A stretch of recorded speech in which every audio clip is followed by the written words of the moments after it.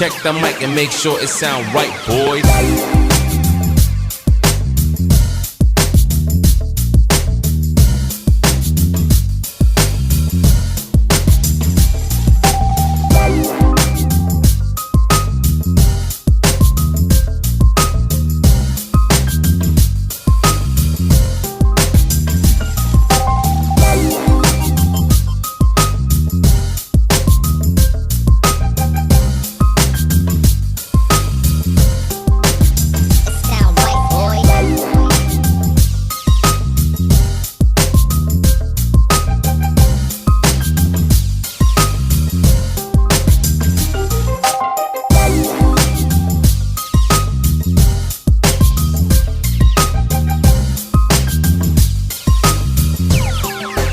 It sound right, boys.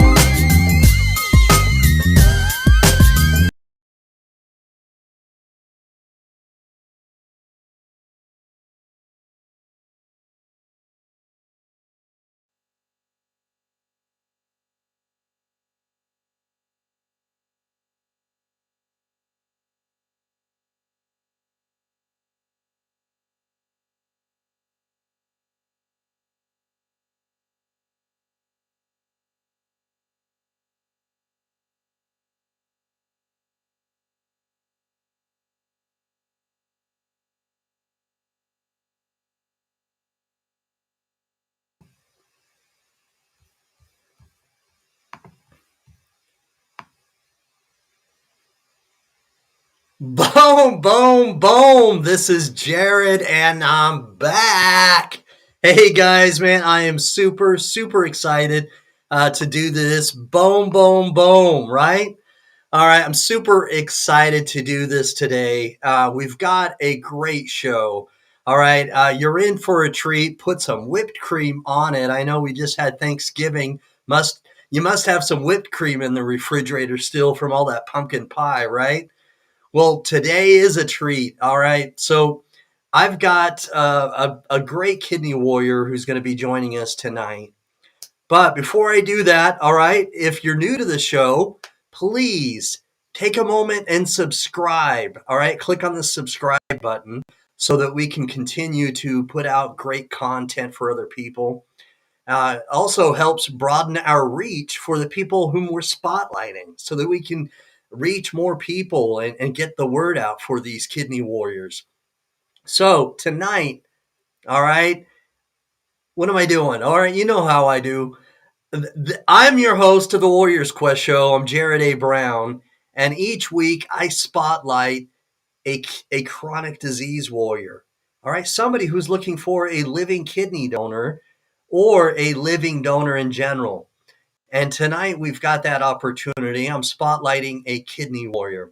And what I'm going to do is I'm going to show you two kidney warriors, all right, who just got the call. Let me see if I can get in the middle here. Oh, that's the wrong one. Let me give you this one. There we go. All right, I clicked on the right one this time. All right, two kidney warriors who just got the call. So we just got Shane Blanchard from Iowa, and we've got Courtney Smith Hurdle. All right, these kidney warriors just got the call, and they've just had successful kidney transplant surgery. And so, man, we've got to celebrate this. When one of our own gets a transplant, it's good. But two of them right now, virtually a day apart or so, have gotten kidney transplants. So it's very, very, very important that please reach out to them, or even in the comment section here, as long as you tag them, let's celebrate this. And please wish them a recovery and wish the donor's family the best as well, because they obviously are going through some mourning and grieving for each of them. Now, Shane Blanchard had his cousin do the paired exchange program like less than 2 weeks ago. I'm maybe a little off, but I think it's at least less than 2 weeks ago, maybe 2 weeks ago, which he was able to get a voucher and it expedited his chances. And then Courtney Smith Hurdle as well. It's a deceased donor angel. So please reach out to them, tag them or comment that, use their name in the comment section here, and let's make sure that they know that we're praying for them for a good recovery. Hey, thanks for watching, Jonathan Trailer. Hello. Thanks for watching and supporting us, Jonathan. All right. So I'm going to bring on a co-host. I've got two co-hosts tonight because we're going to be talking about, all right, Jennifer Cervantes from Arizona is going to be our special guest. And what's happened is she lives in the Tucson, Arizona area. She had a kidney transplant in 2018, and now 3 years later, she finds herself back on dialysis. All right, and so she finds herself back in the search and trying to get a kidney again and finding a living kidney donor. So in this process, all right, so she's had just a small hiccup and a small concern about post-transplant lymphoproliferative disorder, PTLD. Hopefully I said that right. So when I made this pick on the, your right or my left, I put a kidney warrior. I put a warrior on the side, a little avatar, because I just feel as though everybody in the community, they are warriors and they battle every day. I'm going to shorten the screen a little bit because I'm going to be showing the. Well, I'm going to put in the chat on the screen, but before I do that, I want to read this. So bear with me while I read this because before I bring my co-host on, I want to read this. So, okay, what is post-transplant lymphoproliferative disorder, PTLD? We're going to discuss that. I'm going to bring but I'm going to speed this up just a little bit. I'm going to bring on our co-host now, and then we're going to discuss this a little bit more and what Jennifer's journey has been. And then I'll bring on our very special guest, Jennifer Cervantes from Tucson, Arizona. All right. So I'm going to do a co-host intro, but I'm going to do one instead of two, and I'm going to bring them at the same time. All right. I've got the wonderful, all right, green princess warrior, Tamika Griffin. She's going to be co-hosting with us tonight. And then I have, of course, Steve Belcher, my friend from Urban Health Outreach Media, and of course the nonprofit Urban Kidney Alliance. So I'm bringing him on because he has so much experience in this, and he can talk a little bit more with medical terms than what I can do just by Google searching. So I'm bringing him on, bringing the Green Warrior Princess on, and we're going to do a very special co-host intro. Here we go. Co-hosts!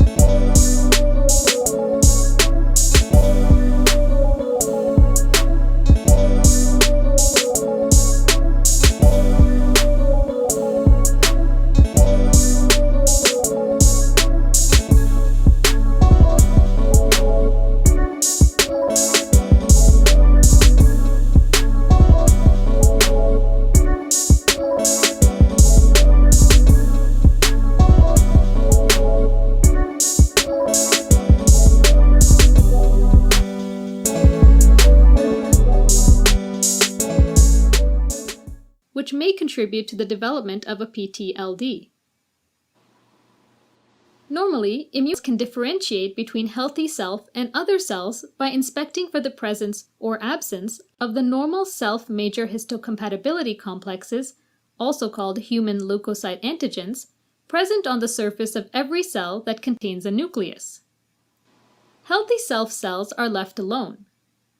Others include cells from other people or donors and self cells that are infected, damaged, or stressed.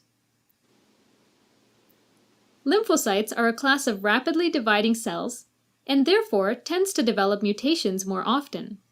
B lymphocytes or B cells work to develop antibodies toward invading microbes. There's also two types of T lymphocytes or T cells. Cytotoxic T cells can directly destroy other cells, and helper T cells assist other immune cells. Normally, if B cells start to replicate out of control, it's the T cells that keep them in check and keep the immune response organized. When people receive a transplanted organ or stem cells, they also take immunosuppressive medications to prevent the immune system from rejecting or attacking the transplant. In PTLDs, immunosuppression also prevents the destruction of abnormal lymphocytes that exhibit uncontrolled replication. Resulting uncontrolled growth of lymphocytes can either be a benign hyperplasia, meaning there's a large collection of non-cancerous cells, or the cells can become malignant, resulting in a cancer called lymphoma. While PTLD may result from the overproduction of T cells, it is more typically associated with the overproduction of B cells. One cause of PTLD is Epstein-Barr virus, which is contracted early in life by most people through contact with infected saliva. It lies dormant in B cells and can reactivate either inside the recipient's B cells or from donor B cells that catch a ride inside solid organs or stem cell transplant vials. Because of the immunosuppressive medications, T cells are unable to stop B cells from replicating. Signs and symptoms of PTLDs can range from a small mass within a lymph node anywhere in the body to much larger masses, along with the constitutional B symptoms of fevers, weight loss, and night sweats that are seen in malignant lymphomas. Widespread metastasis can lead to severe dysfunction of any affected tissue. All right, I want to stop it right there. So I want to apologize. The the photo underneath severe dysfunction and affected tissue, it's not what you think, okay? It's not what you think. It's not. I want to apologize for what it may look like, but that's not It what it looked like looks a pancreas. All right. I just want to make that clear. It's not what it looks like. Risk factors include the type of immunosuppressive medication used and the degree of immunosuppression that it causes, whether or not the person has antibodies to Epstein-Barr virus, fewer similarities between the donor and recipient major histocompatibility complexes, previous development of cancer, and being younger. Diagnosis of PTLDs may include blood tests, tissue biopsies to determine what type of cancer is present, and imaging such as a PET or CT scan to help determine whether the cancer has spread to other sites in the body.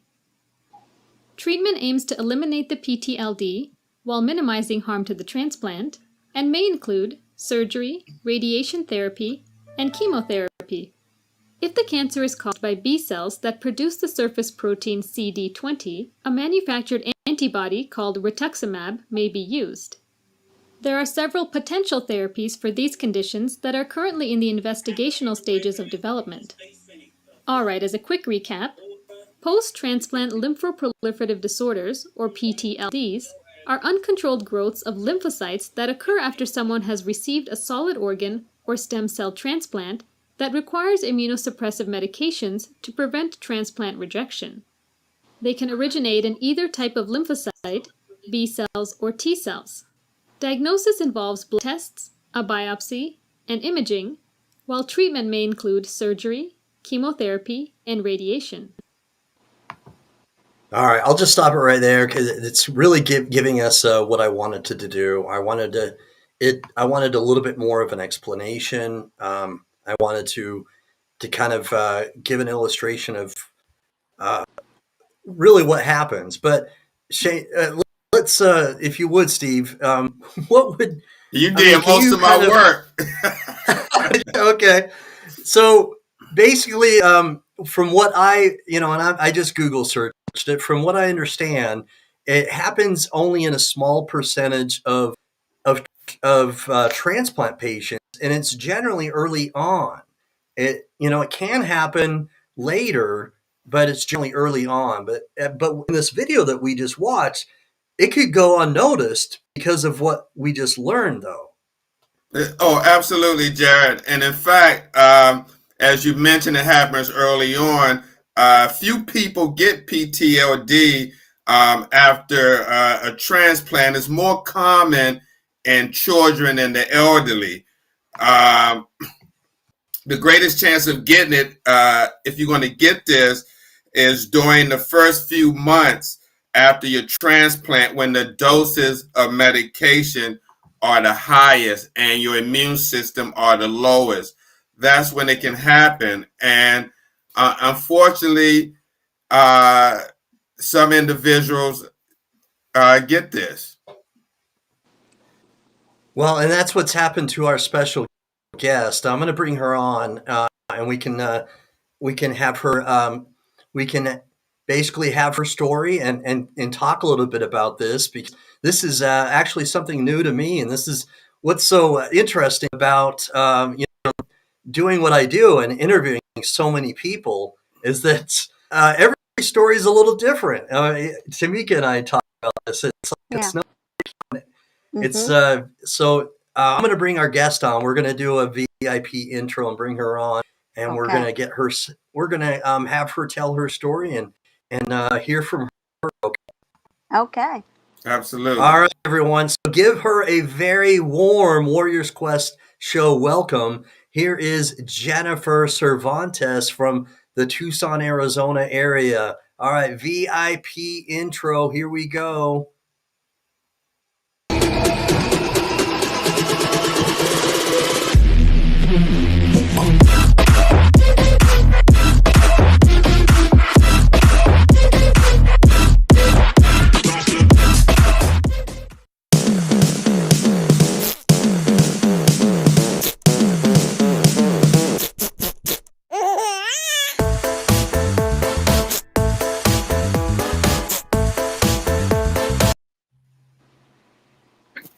Hi, Jennifer. Can you hear me? Hi. Yes, we can hear you. Okay, good. How's everybody doing today? All right. How you doing? We're Pretty great. good, thank you. Doing good. We're gonna- Hope you are. Good, thank We're going you. to play musical chairs just a little bit. I'm going to move you. Okay, Oh, All that's right, good. there we go. Hopefully that was painless. it was painless.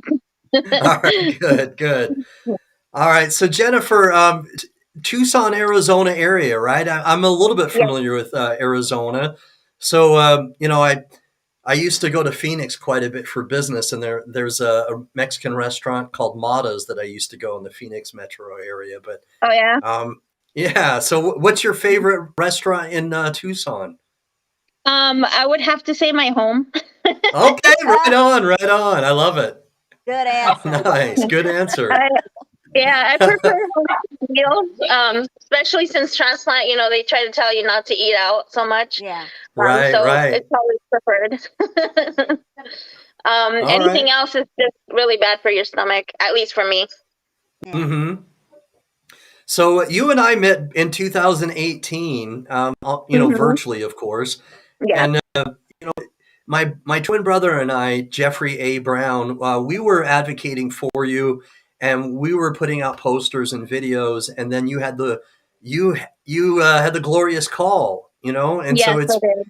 yeah, and I was and I'm still grateful for that, and I'm sure Very, you've very expressed grateful. yes, you've expressed your gratitude as well many times, and God bless the donor and Mhm. for having for having checked marked that he or she wanted to become a donor, because it gave you 3 more Exactly. years off dialysis, Yeah, and so for sure. so tell us a little bit about what when it started sort of not functioning as well, and how long has it So, been?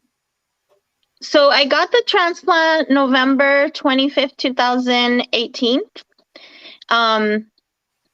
And by, I think it was the next year, I got sick with norovirus because I work in a hospital.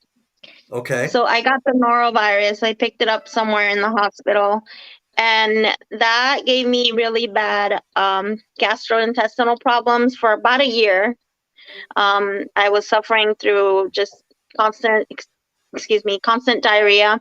I had endoscopies, colonoscopies. They couldn't figure out why. They changed all my immunosuppression from Salsep to Myfortic. They lowered my Tacro, and nothing seemed to be working.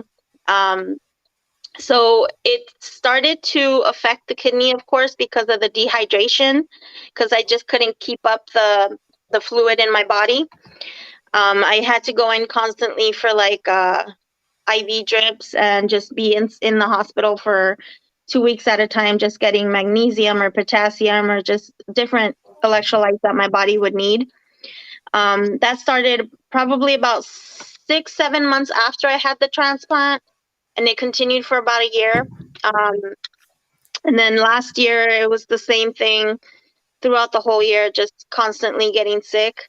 But I was off dialysis, which, as we all know, is a blessing right there. Yes, it is. Yes, Yes. yes, it is. So I took all the good I could, and no dialysis meant I could spend time with my family, go out on vacation, or Yes. even small ones. It was great. It was amazing. Mhm. And then this year I started to suffer with very low blood pressure, Okay. like under 100. Mm. So they got me Wow. on like blood pressures medication 3 times a day. Wow. And in I think it was in October 6th, I actually was getting reevaluated for my third transplant because we were trying to be a little more proactive. Mm-hmm. I like that. And we went to my dentist appointment, came back home.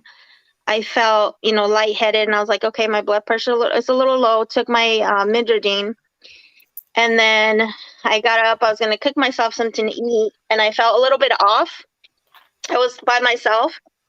I started to have a panic attack, went into full mode panic attack because I was by myself. Wow. Finally calmed down. And then from that, I went into a seizure, Oh which my I've never had gosh. seizures before. Wow. So Wow. that was October 6th. I went into a seizure. When I woke up a little while later, I would guess, I couldn't tell what time it was. It took me about 45 minutes to get off the floor.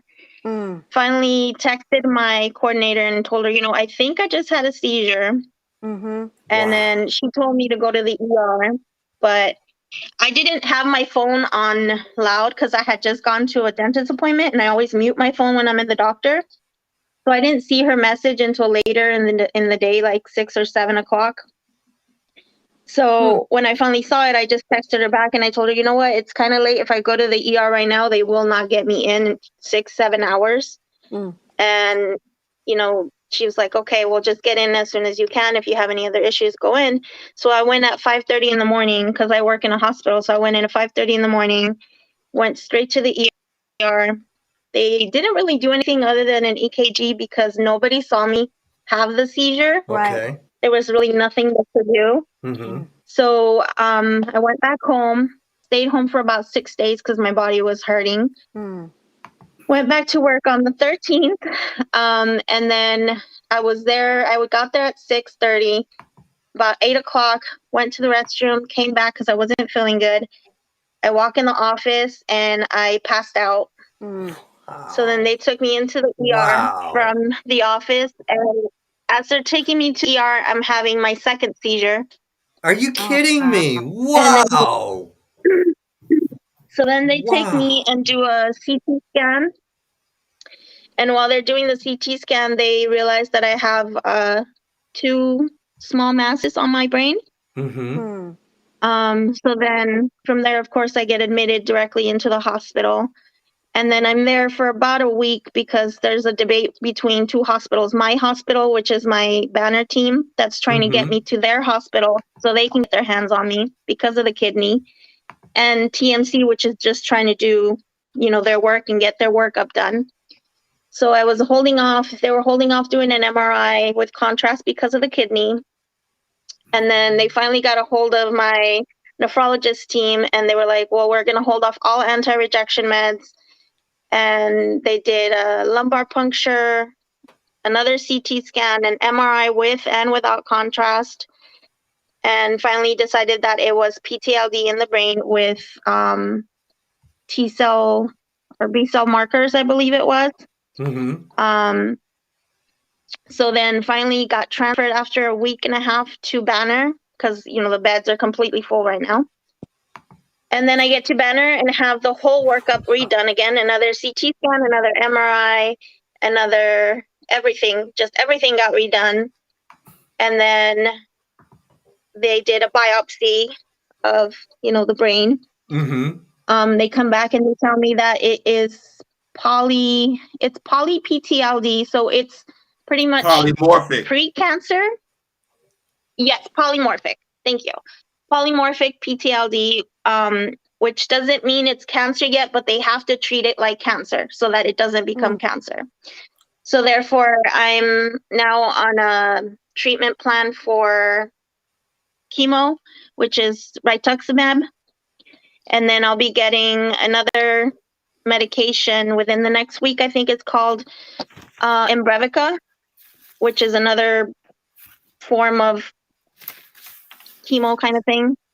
Sorry. It's just so much information that was given within the last week. I can only imagine. Yeah. Right. Absolutely. Yeah. Jared. But I'm so grateful that everything happened in the hospital and they were able to figure it out before anything else happened, honestly. Thank So As are we. I'm sorry, I interrupted you. Oh, no. I apologize. Wow. That's Wow. Seize your It's two been a little times. crazy. Yeah. Yeah. All the tests that they did too. How did this make you feel while you're experiencing all this? Wow. I was very angry. I was scared because the first thing they tell you is lymphoma, and of course lymphoma you think cancer and Right. you think all these other things. Yeah. So it was a very scary week. The first week was very scary because we couldn't get answers. They did all these tests, but it was like we're waiting for pathology and we're waiting for them to let us know what it is exactly, and we're waiting for the last results to come in. And, one doctor would come in and say, well, there's no infection, so that's good because, it's the brain. We don't want an infection there. No, and then you don't. another doctor would come in and they're like, well, we're still waiting for this result. And it was just a lot of confusion that as a patient, you get very frustrated because you're just like, can you guys just get together, talk to each other, and then come talk to me? Exactly. Don't trickle in and give me a little information here and there because then that just frustrates you. Yes. And at the end of it all, I was in the hospital for a total of almost 3 weeks, and I was I was done. Wow. I was just like, I just want to go. Once I'm out, we can make a plan. Yeah. Hey, Jared, I just wanted to piggyback from what Jennifer said. She had polymorphic PTLD, and that's where it's a mix of different types of cells. Okay. And there's 4 main types of PTLD. You got the early lesions, which may go away after the doctor possibly lowers the dosage of the immunosuppressor drugs. Okay. Then you got the polymorphic PTLD. Then you got the monomorphic PTLD, which is one type. You got mono, which means one, but that's one type of cell and is the most common type of PTLD. And then you have your other types, which are rare, such as Hodgkin's disease. Wow. Wow. Yeah, so I have the polymorphic PTLD, and we're hoping that with the Rituxan and the Imbrevica, it'll get it out of the way. I know I had another MRI done on the 18th, and it showed a new lesion on my brain. So we're hoping that once the medication starts to kick in, they'll stop. Okay. And plus, I'm also positive for the Epstein-Barr, which also causes the PTLD. So I had a couple things going for me there. PTLD, Epstein-Barr, and then the TACRO causes all this. So Yeah. it's just a bunch of mixture. Well, Yeah, But we're getting you definitely do not look like what you're going through. Oh my gosh. Oh, Right. I'm so glad. You are beautiful. I'm trying not to Thank cry. you. I feel horrible because I'm complaining about things and you are going through multi layers of things. Layers, So right. if no one has told you today, you are amazing. You are Absolutely. an amazing Thank you. miracle. Yes. Okay. Absolutely. My Thank you so much. heart. I appreciate you Thank you. sharing this because I've never heard of this ever. So I'm learning. I had only heard of PTLD once or twice, but I've never met anybody that had it. So when Jared said the opportunity came up, and even though I can't search for a living donor right now, well, I can, but I can't really test anybody until 2 years from now. Right. I was like, well, at least inform people that this is also a possibility, because the only symptoms I had, and I contributed them to me having the norovirus, was I lost like 100 pounds in a year, which is a lot.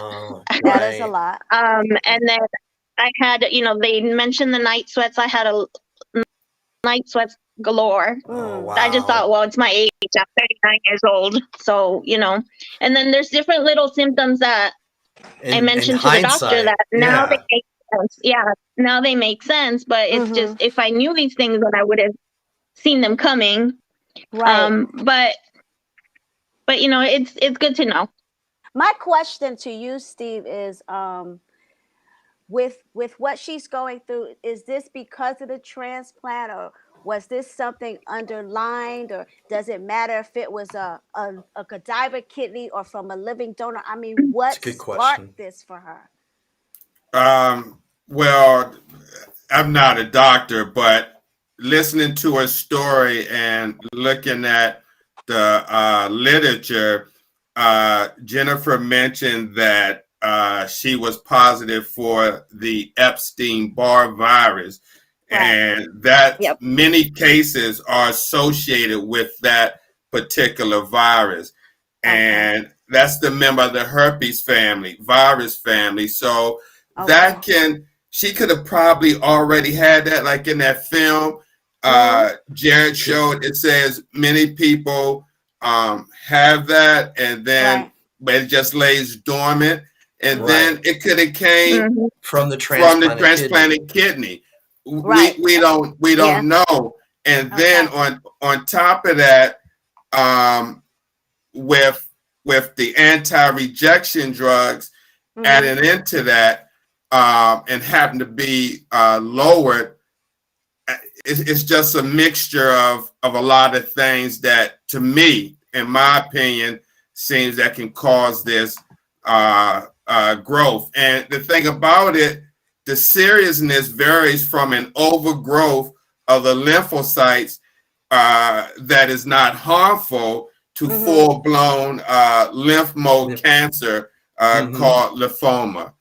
So it just seems like Jennifer may, in my opinion, be in the middle, somewhere down at the lower end. They caught it. Not sure how long she had the lesion before they detected it. She could have had that lesion for a while, as she mentioned her symptoms, and didn't know where that was probably contributing from. And then, as in that little film we watched, some of your lymph nodes could have been swollen, like in your neck or anywhere throughout your body, and maybe you didn't realize it, or thought it could have been something else, contributed to something else. It could have been, a lot of these symptoms that we get always mask the real symptom, because other diseases had mimicked these same symptoms.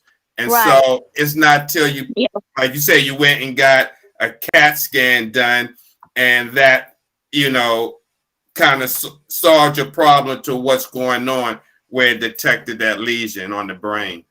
Right. Right. Yeah. Wow. I'm just wow. That's all I can It's- say. I And I mean, so know. normally, like you said, it takes about 2 years because they want to make sure if it is a cancer that you're cancer free, you're going through the treatment. Yeah. And I definitely keep you in prayer, because I know with some of these absolutely. Thank you. chemotherapies, you know, you may have some adverse symptoms of hair loss and Yeah. other nausea, vomiting. You know, Yeah. everybody's different on how Right. they Yeah. handle these chemo treatments. So I wouldn't say you're going to experience it or whatever the case, because everybody has their own reaction and experience with different therapies. Yeah, and I Correct. can Correct. validate that. I did chemotherapy for 18 months for the lupus, Oh, wow. and I already lost my hair because of lupus, so that was fine with me. But it threw me into early menopause, so it was crazy, Mm-hmm. night sweats and Yeah. things like that. So I pray for you too. I'm gonna definitely keep you in prayer, but Thank you are a you. strong, strong woman. Strong warrior. Wow. Yes. Yes, That's you are Yes, we incredible. are. strong. We are. And We Jared, are. if I may say, if anybody's Please. watching this show tonight that recently had a transplant, I advise them to see, you know, I'm sure the hospital would detect them if they have the Epstein-Barr virus, but I would be asking questions about PTLD. What's their risk for that? I mean, even though I know it says that it's low and it's normally early or in the elderly, I was still just hearing it, because I never heard of it until you told me Yeah. and reached out to me. And Mm-hmm. Jared, and so and I work in dialysis, so Right. Not I'm not sure a and lot of you've other been people. right. You've got like 36 years experience. So Wow. um Okay. Yeah. yeah, So I'm so this sure is other people should know about this to see absolutely.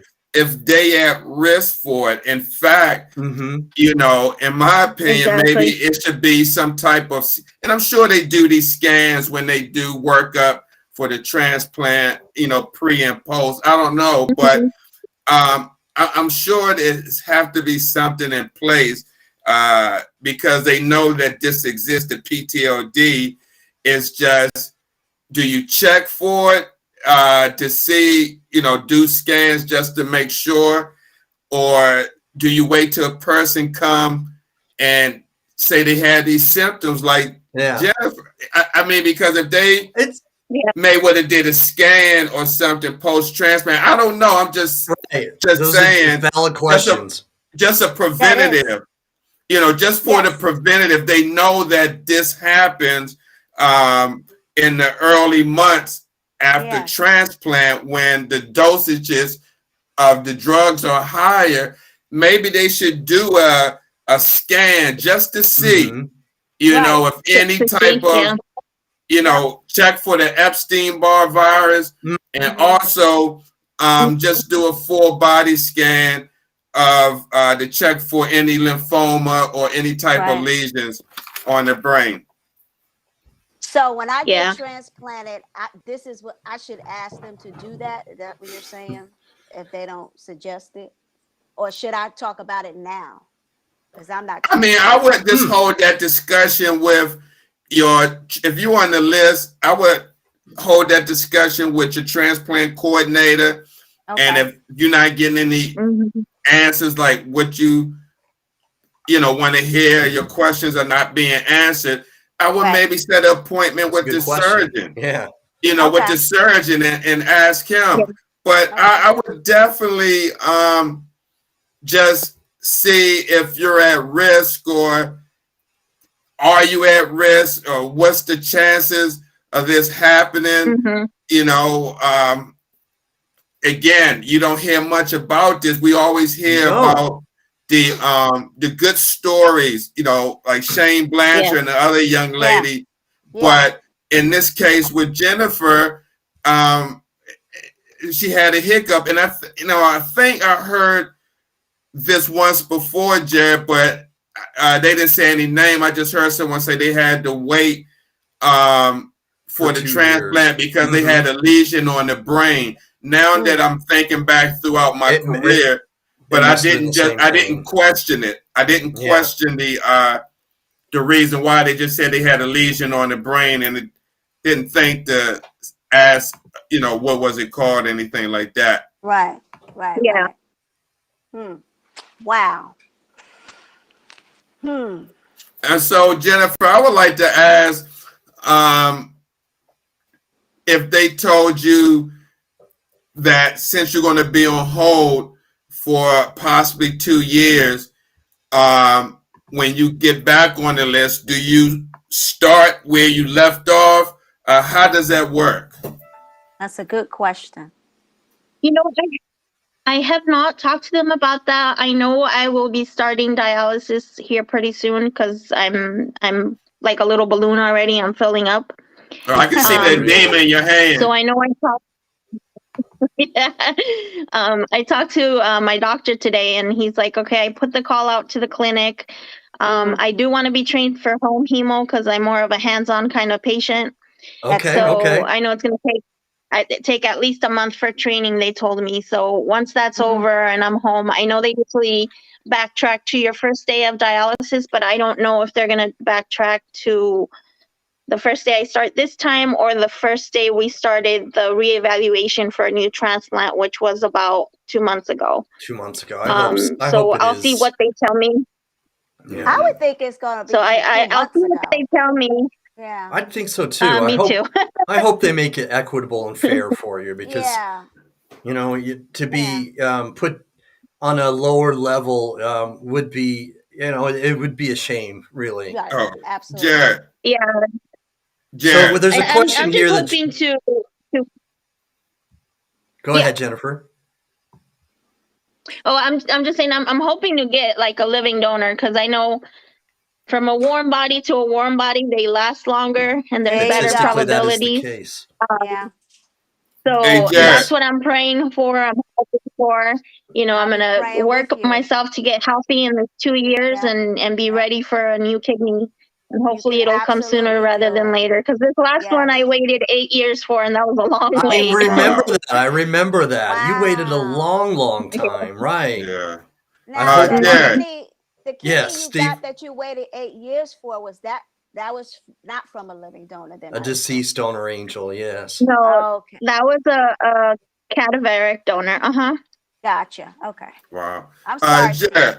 No, I'm sorry. No, that's okay. I just wanted to ask a quick question for Shane because he's in the hospital. He said he was constipated. And the reason for that, Shane, because when they put you under anesthesia, peristalsis or your stomach muscles have stopped moving to help move your bowels through your GI tract. So one, ask them for Miralax, which is good for constipation. And then two, you need to get up and walk around so you can promote peristalsis. Jennifer knows that. Movement. Yeah, you got to move. You got to get up and move around so you can kind of get that peristalsis, which is the movement of the stomach. When you hear the gurgling and all that, that's what that is. So the Bee Gees. Yeah, we gotta move around. Yeah, I'm not talking about Andy or Barry Gibb either. I'm sorry. Excellent. Yep. I was just saying the Bee Gees, and I'm not talking about Andy or Barry Gibb. Oh, right. Okay. So there was a question before Shane's comment I wanted to go back to. She asked another question before too. I didn't get to it, so I wanted to answer. Thanks for your comments, Joe Ellen. She's asking here, when did you have to go back on dialysis? So you haven't quite yet, Jennifer, if I understand right. Not yet. Not yet, And but I will have to. How does it affect the kidney? The kidney will still stay in there. Thankfully, I'm still making urine. Good. okay. Which is Good, good good, because good. still removing some of the toxins. Yep. Mm-hmm. But they will leave it in there. They have stopped all immunosuppression about a month ago after we found out that it was PTLD. Okay. They stopped it Mm-hmm. completely. The only thing I'm left on is 10 milligrams of prednisone right now. That's it. Everything else is to treat the seizures or the PTLD. Okay. All right. For the kidney, everything else has been stopped. But yeah, dialysis is definitely coming soon because I'm about to float away here. You're retaining, huh? Jennifer, if I Yeah. may ask, have you thought about the modality that you're going to do? Are you going to do in-center? Have you decided to come home? I think she said home hemo. Yeah, she said home hemo. I At would home. Oh, love okay. to. I would love to see if I can do home hemo. I am a little scared of it because of the whole poking myself thing. Yeah. Yeah. But I've gone through heck and back, and I'm sure I can do it. I just need to talk myself into it. That's to say it lightly, yes.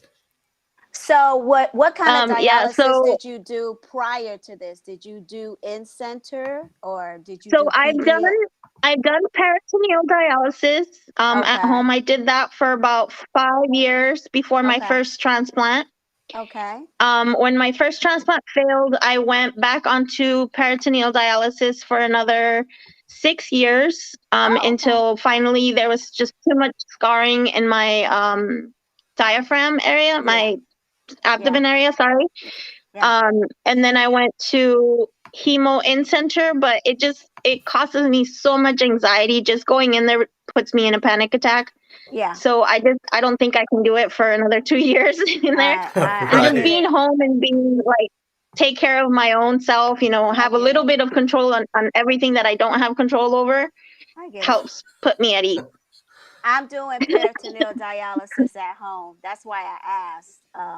I've been on dialysis now over a year, but I panicked at first when they advised me to do it at home because I went on dialysis dead smack in the middle of the pandemic, and my doctor advised me to do it at home. So I Really? am doing Okay. that now. Yeah, he didn't, because I have lupus too.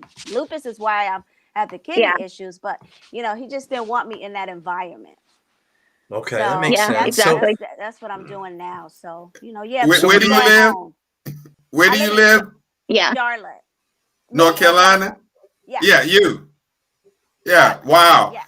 I mean, that's awesome. You got a great, sound like you got a great kidney doctor because listen, a lot of kidney doctors wouldn't suggest that. They would want you to go in the clinic because They normally they do. come in and make rounds once a week or every so often. They get paid a lot more opposed to you coming into his office once a month to get your blood work done. A lot of people are fast tracked into the in center because it brings that in center revenue, and then that doctor comes and see you, and he's able to see you more and charge you each time he comes to see you. He's able to charge for that visit. Wow, I didn't know that. So That's another reason why I don't like in center. I do not like doctors coming up to me, talking to me when there's 20 other patients around you. I'm sorry, I need my privacy when you're going to talk about me. And when I was in center, when I was in center, I was like, no, I do not have time to talk to you. And they're like, just 5 minutes. I said, no. If I need to see you, I will come to your office. I will not talk to you here. I'm like, nope. Jared, that's a big issue with a lot of people on dialysis, Jared, because in some clinics, depending on the state, okay, well, no, I take that back. It's not depending on the state because it's Medicare rules, but there's so many space feet apart that the machines have to be, that patients have to be from each other. And in some cases, you have patients where you had a machine on the left side of them, and then on the right side of them, it may be another patient sitting there, maybe about 2 to 3 feet, Not very far away. Yeah. Not very far, and then the machine is on their side, so they're able to talk to that person, develop a relationship or whatever. If they sit in the chairs, if that's their regular seating arrangement. Right. And so, as Jennifer said, if the doctor comes, depending on the doctor, if they talking loud, some patients, you may think they sleep, but they listening what's going on. Right. In the clinic, but you may think they sleep because they got the earphones on, but they may turn the TV down and listen to the other person's conversation. I mean, this happens for real. And and so when you got that, you got an issue with privacy. And I don't blame Jennifer for not wanting to talk to the physician right then and there. She could have been asleep. She could have been asleep. He come by, wake her up, and start talking. And if nothing's going on, nothing's going on. And if something's going on, I'll call you. Unless it's an emergency. But I agree with you, Jennifer, about talking with the physician outside of the facility, like in their office. It makes sense, right? Away from. And Jared, this is the same thing as I've been preaching when it comes to starting in-center dialysis. Back in the day when patients used to start, we take them into a room in the back and quiet room and go over the paperwork. Nowadays, they do this right at the secretary's desk, maybe in the clinic. And it's personal information. Well, not only that, Jared, but imagine coming to dialysis your first day. You don't know anything about outpatient, and you come in there when it's changeover. You're seeing patients leaving, going, staff running, bells and whistles going off. There's a lot of noise. It can be a frightful situation when you come in and you're signing papers that say this can go wrong, that can go wrong. And very true. There's the exit. And Jared, that's again the reason why I wrote that book. Right. To kind of give them some insight and give them less anxiety. Exactly. That's what I was going to say. The less anxiety. I can't totally get rid of all anxiety because it's going to be some there because of the unknown. But I just want to alleviate whatever I can. So once you walk through those doors, you be prepared. You're going to sign a bunch of papers. You're going to be getting your weight. You got to do this, do that. Yeah. So you almost be ready for it. Yeah. You're right. Because I accidentally, my first day, going to the renal center, I went to the wrong side. I went to the center side. Oh. You didn't know any better. And I was supposed to be on the home side, and everyone was looking sick, and I was just like, "Is this gonna be my life?" And I really low key panicked. I started to run, but I was like, get yourself together and go next door. It was quiet, it was private. They walked me through everything. I have the best renal nurse. Next to you, Steve. I know you're the best too. Thank you. There's a lot of them out there that are great, but thank you. I have the best renal nurse ever, and they just walk me through everything. Jared, you got to do that. You got to walk people through something that's very new to them, and you got to do it slow. You cannot rush this type of information. And Jared, the thing about it, you may see some of my shows that I may do or education that's repeated. You may have seen it last year or 3 months ago, where that's how it is in dialysis. It's like every quarter or every 3 months we do education because you don't want to forget anything. Like, for instance, in center, we do education when it comes to emergency takeoff, because what if you're in the clinic somewhere and it's a tornado or comes, or hurricane or whatever happens, and the machines cut off, the power cut off, Yep. You want to know how to What to disconnect do. yourself in an Yep. emergency situation. And the thing about it, not everyone is going to be able to do it because you got older patients, Yes. or you got people that got neuropathy in their hands or something, and they can't can't. control that clamp to clamp it, Exactly.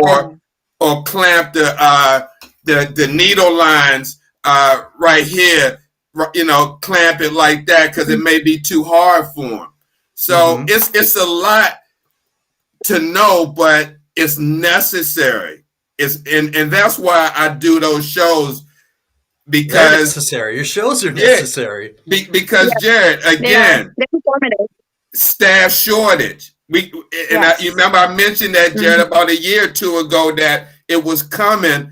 Staff shortages are happening now. And one DaVita, a friend of mine, I can't remember which one. Oh, it's a guy named Justin Lamatha. Oh, right, the guy from Hawaii. Yeah. His clinic that he's going to gave him, and not just him, but the clinic, 2-week notice, a letter, Jared, saying a letter. Look, saying that the clinic is about to shut down.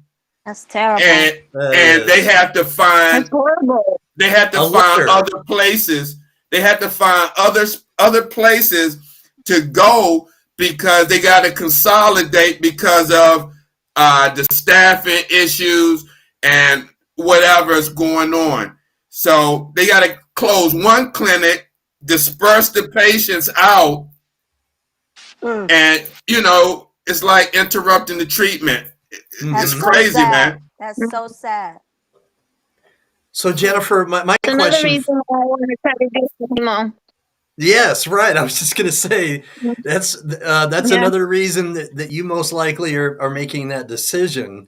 But so the 2 years thing, is that solid? Or if they're able to test you and less than 2 years, they're showing no signs of it anymore, can you get off that 2-year sort of, I don't know what they call it. I mean, is it a solitude? Yeah, exactly. Yeah. Like early parole. Right. I think it's a solid 2 years. I think it's 2 years here in Tucson, and I think it's because it hasn't been defined as cancer, because I know other places it's 5 years. So I will definitely take the 2 years. Right, instead of 5. Yeah. And exactly, I can validate what she says. That is the protocol because they found a small mass on my kidney, and they thought it was cancer. So before I got the MRI, they told me, they said, look, if it is cancer, you have to wait 2 years, period. Yeah. Even if we get the cancer and the cancer is gone. So she is absolutely right. That's the protocol here in North Carolina. All right.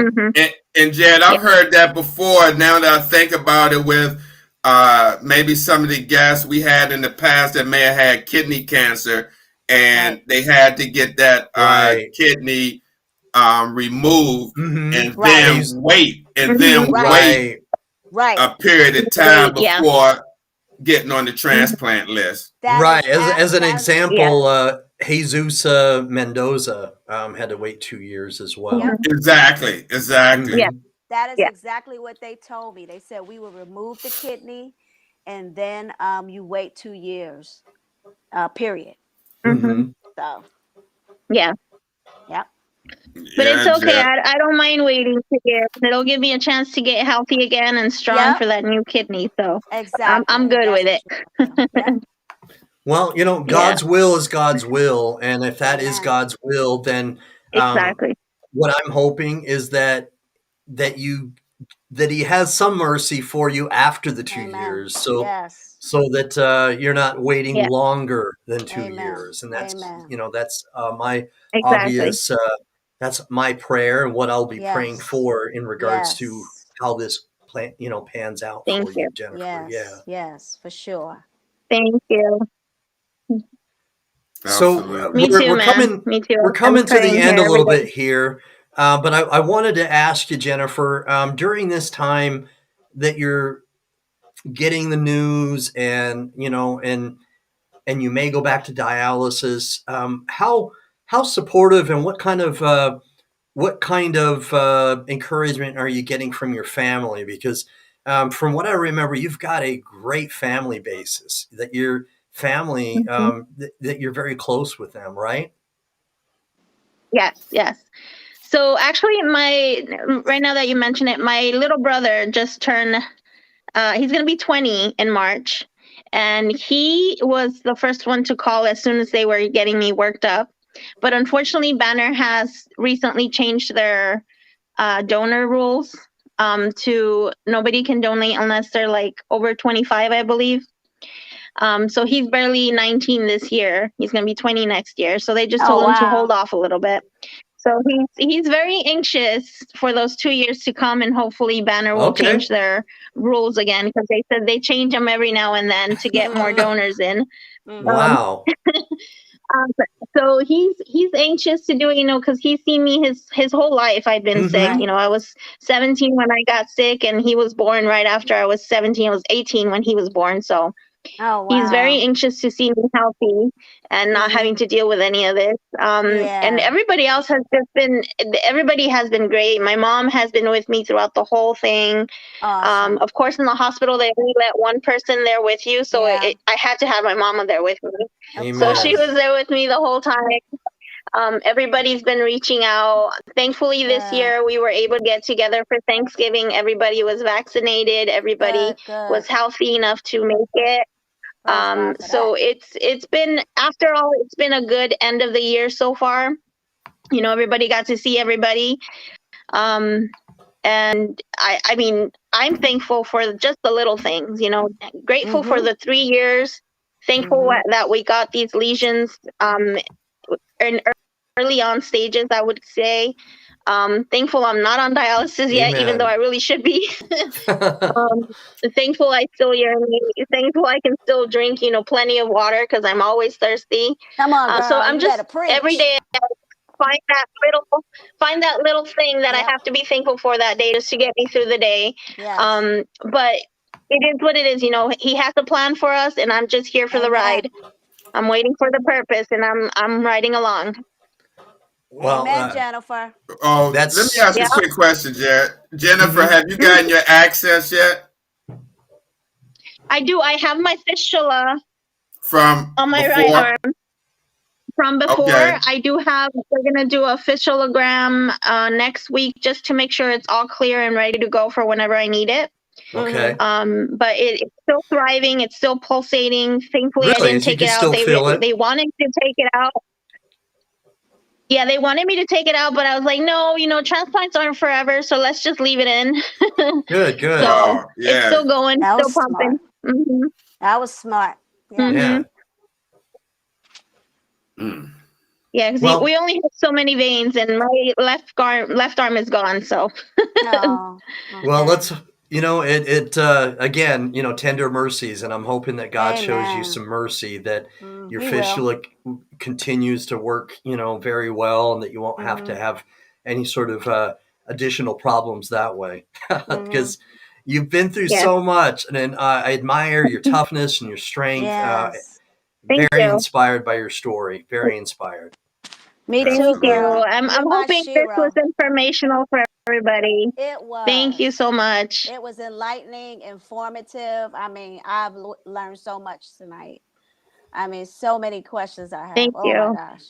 All right. So before we go, it's shout out time, Jennifer. So please shout out. Okay. Give us a, shout out whom you want to shout out. And now it's your time. I'm going to put us down below and you can shout out. Okay. Okay. If my phone dies, I'm sorry. I'm running down on like 4% right now. But I just want to shout out to all of you guys for everything you do. I don't watch all the shows, but I do occasionally log in and watch some of them. Steve, you're informative. You're kind of my guide to going through home hemo. I watch all those little TikToks that you keep putting on. Nice. I love those. They're very informative. Oh, that's you? Warrior Princess. Yeah. Oh, okay. Awesome. Warrior Princess is the first time that I've seen you, but you Thank have you. this glow about you. Yeah. So thank you for joining us, Jared. As always, thank you very much for everything that you do.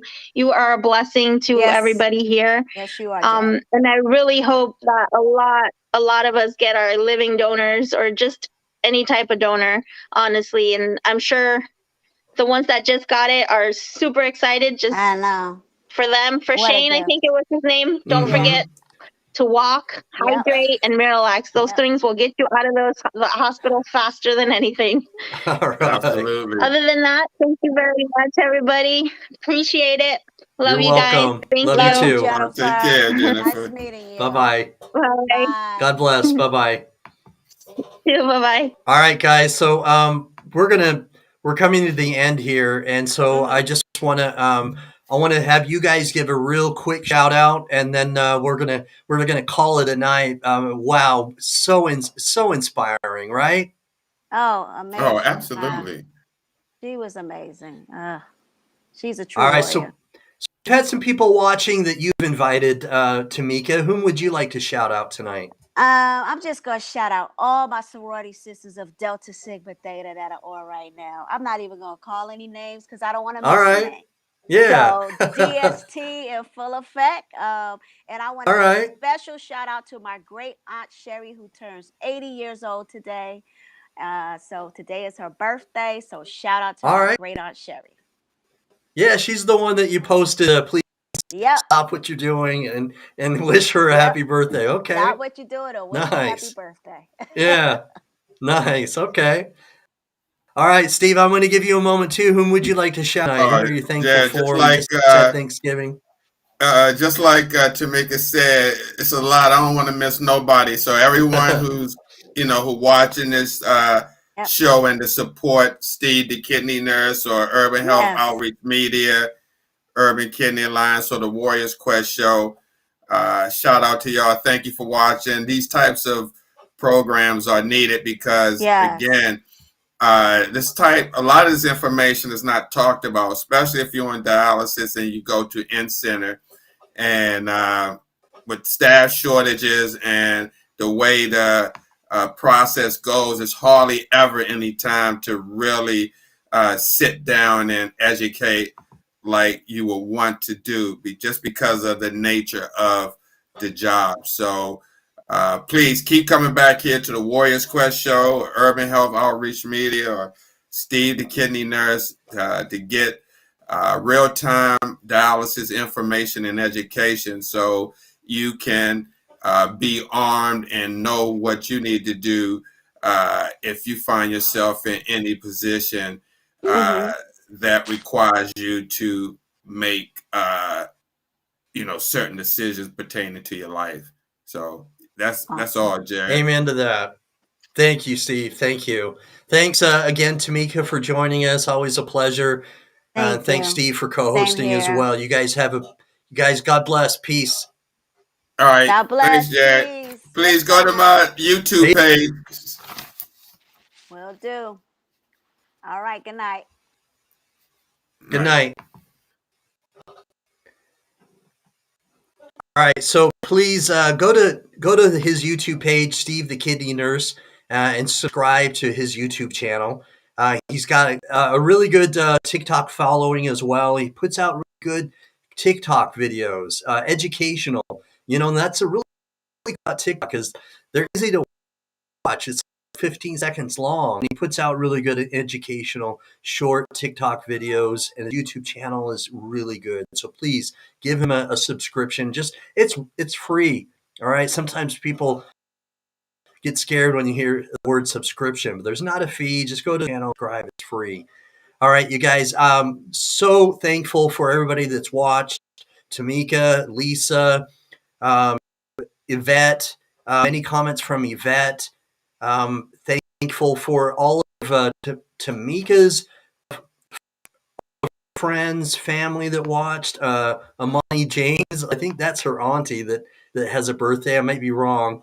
And I want to, Lisa, back so much my respect.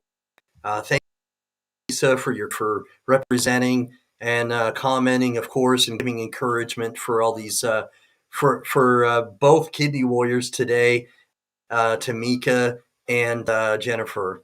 But and so other people that I like, Shane and Courtney, again, they both had a transplant recently. So please give them your give them your support and encouragement as well, please. I know I may be for other names, and if I have, another one that does great with